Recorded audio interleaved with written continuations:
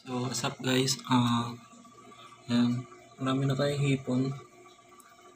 Magkakal tayo ng hipon. Yung mga hindi masyadong mapupula, i-out na natin sila. Para mapilian na natin at matira yung mga medyo mapula dito. Yung mga pyred natin. So, kunin natin yung mga medyo hindi matingkad na kulay. Ayan. Ipilian na natin sila.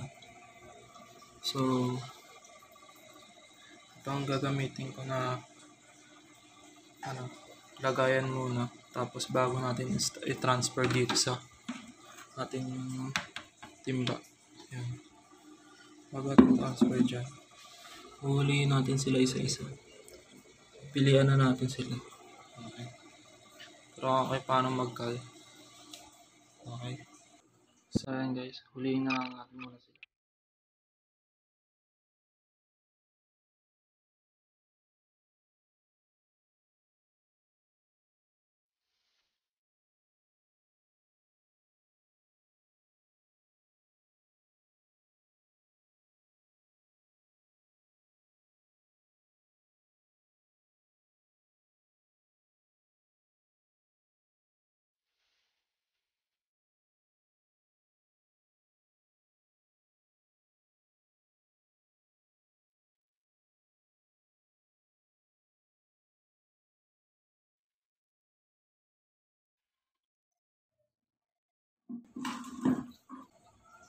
So ayan guys, yung mga nakal natin, yung mga napilihan natin hindi makukulay.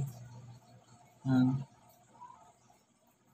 Ganyan yung mga kulay nila, mapuputla. Meron pa doon, marami pa dito sa may loob niyan.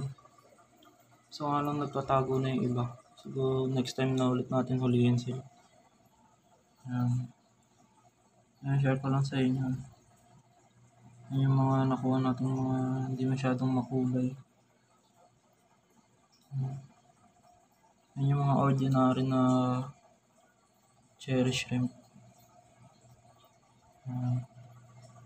Ito, di katulad na itong mapupula talaga. Ito.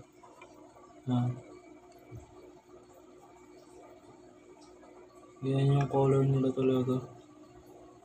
Yung mapupula.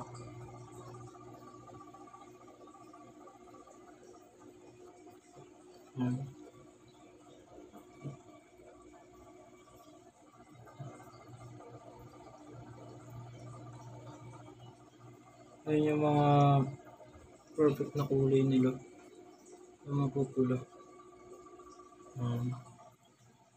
Compare dito sa mga ganitong kulay.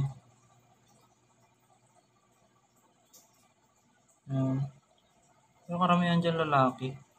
Kasi yung mga lalaki hindi masyado talaga mga kulay. Kaya pipilihan ko pa rin to kung baka yung iba lalaki naman na. So ayan, yun lang guys. Thank you sa panonood.